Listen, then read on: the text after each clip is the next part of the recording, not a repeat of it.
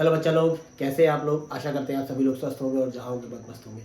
तो आज हम लोग क्लास 12 एवं नीट के लिए इम्पोर्टेंट टॉपिक लेकर आए हुए हैं, जो है आत्रव चक्र यानी मेंस्ट्रुअल साइकिल।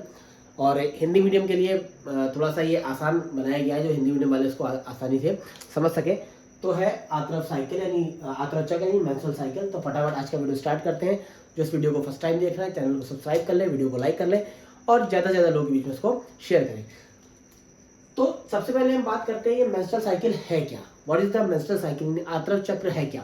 हम जानते हैं जितनी भी मादा प्राइमेट्स हैं, कौन कौन आता है, बंदर, कपी और मानव।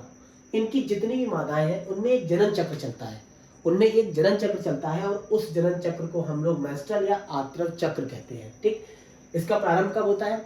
तो इसका प्रारंभ बेटा प्यूबर्टी एज में होता है। कब होता है इसका प्रारंभ? प्यूबर्टी एज में होता है, यानी लगभग 10 से 14 वर्ष की आयु में ये प्रारंभ हो जाता है। और जब ये पहली बार प्रारंभ होता है तो उस दशा को हम लोग मेनार्के या रजोदर्शन कहते हैं। और लगभग 40 से 50 वर्ष की आयु में ये रुक जाता है। इसे हम लोग मेनोपॉज या रजोनिवृत्ति कहते हैं। यहाँ से नीट में कई क्वेश्चन पूछे गए हैं। ठीक, अब हम लोग इसकी अवस्थाओं का वर्णन करेंगे, लेकिन उससे पहले हम आप लोगों से एक आंसर चाहते हैं, जो आप कमेंट बॉक्स में कमेंट करके बताएंगे कि जब मादा प्राइमेट्स में तो आत्रव चक्र मेंस्ट्रुअल साइकिल चलती है, तो फिर जो नॉन प्राइमेट्स होते हैं, नॉन प्राइमेट्स में जो जनन चक्र होता है वो क्या कहलाता है, ये आप कमेंट बॉक्स में कमेंट करके बताएंगे फटाफट। ठीक, तो अब हम लोग क्या करेंगे, आत्रव चक्र की अवस्थाएं पढ़ेंगे। कौन कौन सी अवस्थाएं, बहुत ध्यान से पढ़ेंगे, वीडियो को लास्ट तक देखना, कोई भी चीज में मिस नहीं करेंगे। तो आत्रव चक्र की 4 प्रमुख अवस्थाएं होती है। पहली होती है रजोस्राव प्रावस्था, जिसको हम लोग मेंस्ट्रुअल फेज बोलते हैं। दूसरी होती है पुटकीय प्रावस्था, जिसको हम लोग फॉलिकुलर फेज बोलते हैं। तीसरी होती है अंडोत्सर्ग, यानी इसको हम लोग ओव्यूलेशन बोलते हैं। और चौथी होती है श्रावण या ल्यूटल अवस्था, यानी ल्यूटल फेज बोलते हैं। ठीक, तो सबसे पहले हम लोग बात करते हैं रजोस्राव प्रावस्था की, यानी मेंस्ट्रुअल फेज की। एक्चुअली ये प्रारंभ क्यों होती है? जब कभी फैलोपियन ट्यूब में यानी फैलोपियन नलिका में सेकेंडरी oocytes यानी द्वितीयक अंड कोशिका पहुंचती है। क्या पहुंचती है? सेकेंडरी oocytes पहुंचती है, द्वितीयक अंड कोशिका पहुंचती है। और जब वो निषेचित नहीं होती, जब उसका निषेचन नहीं होता, तो क्या होता है, प्रोजेस्टेरॉन का लेवल, जो एक प्रोजेस्टेरॉन एक हार्मोन है, प्रोजेस्टेरॉन का लेवल जो है, यानी प्रोजेस्टेरॉन का स्तर क्या होता है, कम होने लगता है। और जब प्रोजेस्टेरॉन का स्तर कम होने लगता है मेरे बच्चे, तो जो ये इंडोमाइट्रियम है, गर्भाशय की आंतरिक दीवार, जिसको हम लोग इंडोमाइट्रियम कहते हैं, इसका क्षरण होने लगता है। और जब इसका क्षरण होता है तो इसके साथ साथ क्या होता है, जब क्षरण होता है तो क्षरण के साथ साथ ये कुछ रक्त के रूप में योनि मार्ग से बाहर आने लगती है। ठीक है ना, जब इसका क्षरण होने लगता है तो ये क्या होता है, इंडोमाइट्रियम का क्या होता है, जो इंडोमाइट्रियम है, इंडोमाइट्रियम ध्यान दीजिएगा, इंडोमाइट्रियम का बेटा क्षरण होने लगता है। क्षरण होता है जो रक्त के साथ योनि मार्ग से बाहर आने लगती है, रक्त के साथ योनि मार्ग से बाहर आने लगती है। इस दशा को हम लोग बोलते हैं रजोस्राव प्रावस्था। और इसकी जो टाइमिंग होती है वो लगभग 1 से 5 दिन की होती है। लगभग 1 से 5 दिन तक ये अवस्था चलती है। और इसमें लगभग 50 से 100 ml ब्लड का लॉस होता है। 50 से 100 ml ब्लड का लॉस होता है। ठीक, यानी रजोस्राव प्रावस्था क्या होती है, जब द्वितीयक अंड कोशिका फैलोपियन ट्यूब में पहुंचती है, लेकिन उसका निषेचन नहीं होता है, तो प्रोजेस्टेरॉन का लेवल कम हो जाता है, जिससे इंडोमाइट्रियम का क्षरण प्रारंभ हो जाता है। इससे क्या होता है, इंडोमाइट्रियम रक्त के साथ योनि मार्ग से बाहर आने लगती है। यह अवस्था लगभग 1 से 5 दिन चलती है और 50 से 100 ml रुधिर का लॉस होता है। अब बेटा लॉस हो गया है, तो इस लॉस को क्या करना है, हमें मेंटेन करना है। हमारी बॉडी को इस लॉस को मेंटेन करना है। ये जो 50 से 100 ml ब्लड निकला है, ये और साथ साथ इसको हमें क्या करना है, मेंटेन करना है। तो जो सेकंड स्टेप आता है वो आता है पुटकीय अवस्था या फॉलिकुलर फेज। अब क्या होता है, यहाँ पर बहुत ध्यान देने वाली बात है, जो हाइपोथैलेमस है, ध्यान दीजिएगा, जब हमने एंडोक्राइन सिस्टम पढ़ाया था, तो उसमें हाइपोथैलेमस बताया था।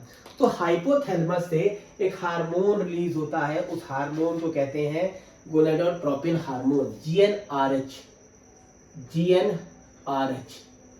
जीएनआरएच हार्मोन निकलता है जो कि अग्र पीयूष ग्रंथि पर आता है। कब आता है? अग्र पीयूष ग्रंथि पर आता है।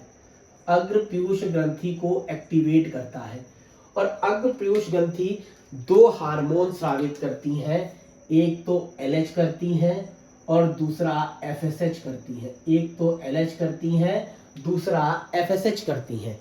ठीक, एक एलएच करती हैं, दूसरा एफएसएच करती हैं। वीडियो को लाइक करते चलिए, चैनल को सब्सक्राइब करते चलिए, साथ साथ बेल आइकन प्रेस करना ना भूलें।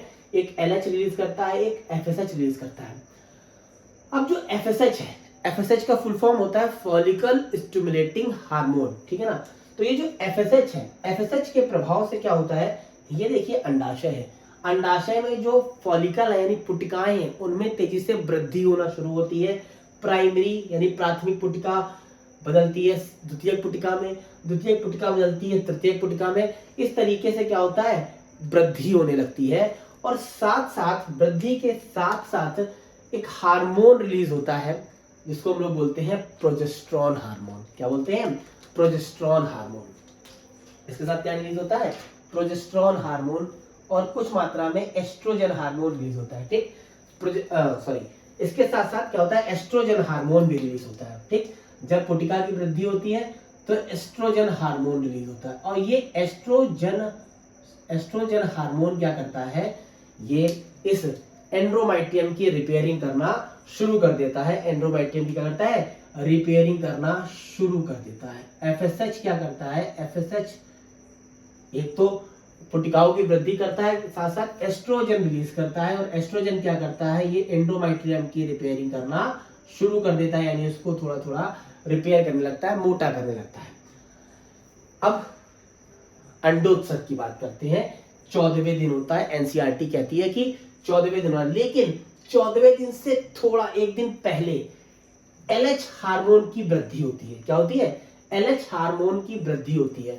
और जब एलएच हार्मोन की वृद्धि होती है तो एलएच, उस समय एलएच क्या होता है, पीक पर होता है। क्या होता है? एलएच क्या होता है, पीक पर होता है, यानी शिखर पर होता है। और इसी को हम लोग बोलते हैं एलएच सर्ज। एनसीईआरटी में लिखा हुआ है 14वें दिन से ठीक एक दिन पहले एलएच जो है अपने शिखर पर होता है और उसको हम लोग बोलते हैं एलएच सर्ज। क्या बोलते हैं? LH surge.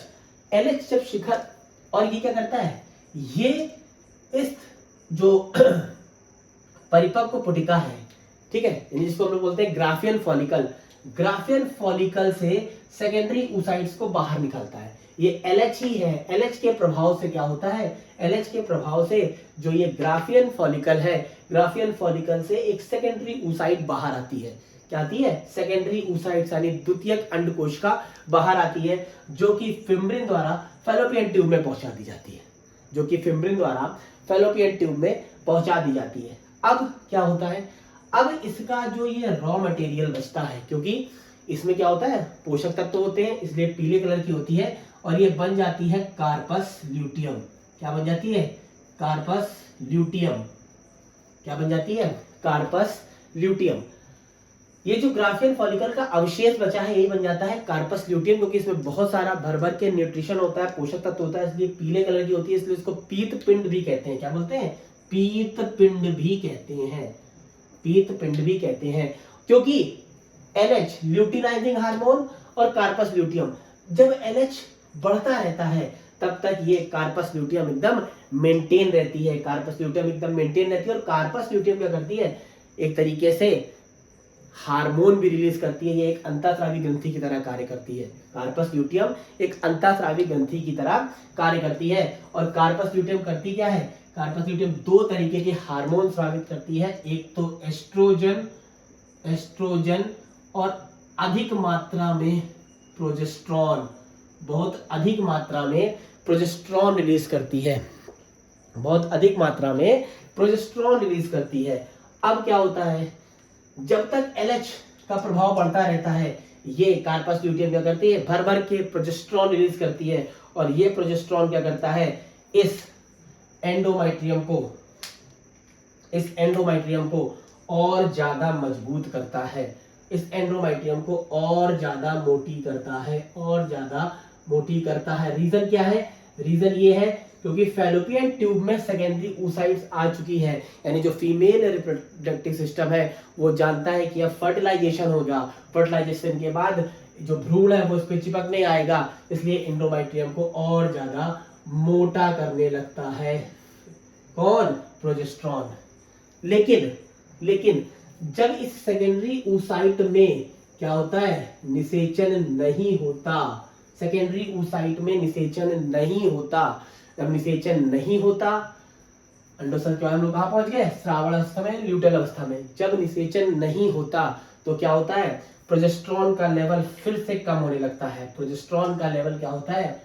प्रोजेस्टेरॉन का लेवल फिर से डाउन होने लगता है और जो एंडोमेट्रियम है ये फिर से पतली होने लगती है और जो कार्पस ल्यूटियम है वो बन जाती है कार्पस एल्बिकेंस में। जो कार्पस ल्यूटियम है ये बन जाती है, यानी जो कार्पस ल्यूटियम है ये बन जाती है कार्पस एल्बिकेंस में, कार्पस एल्बिकेंस में, ठीक है। और एंडोमेट्रियम क्या होती है? फिर से पतली होने लगती है और एक बार फिर से साइकिल स्टार्ट होने लगती है। तो इस तरीके से आज हम लोगों ने इस मेंस्ट्रुअल साइकिल को पढ़ा है, ठीक है। मेंस्ट्रुअल साइकिल की सारी अवस्थाएं पढ़ी हैं। तो अगर ये वीडियो आपको अच्छा लगता है और आपको समझ में आया है तो इसको प्लीज अपने स्टडी ग्रुप में जरूर शेयर करें, साथ साथ चैनल को सब्सक्राइब कर लें, वीडियो को लाइक कर लें और अपना ढेर सारा पॉजिटिव कमेंट और जो मैंने क्वेश्चन पूछे हैं उसके कमेंट बॉक्स में जरूर दें। तब तक के लिए धन्यवाद।